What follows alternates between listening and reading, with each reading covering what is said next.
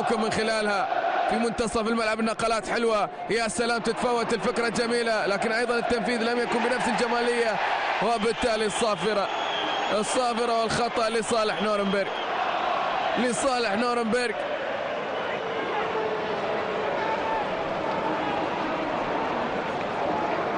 خطأ لصالح نورنبرغ ممكن استغلاله، ممكن الاستفادة منه. هل راح تسدد بشكل مباشر نحو المرمى؟ هل ستكون مرفوعة داخل منطقة الجزاء؟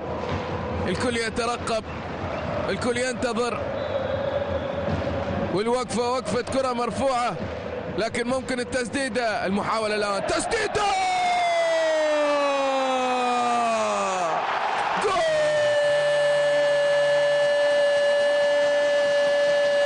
يوليان شابر، صاروخية زاحفة قذيفة انطلقت لكي تسكن الشباك، لكي تذهب بعيدا ولكي تمزق الشباك. شوف التسديدة اليسارية قوية وسريعة بالرغم من تواجد حارس المرمى في نفس المكان، ولكنها سريعة صاروخية أطلقها كالرصاصة في قلب شباك انتراخت فرانكفورت.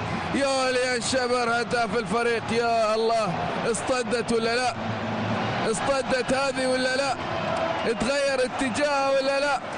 الهدف الأول الآن أتى بالنسبة لنورنبرغ، وعن طريق من؟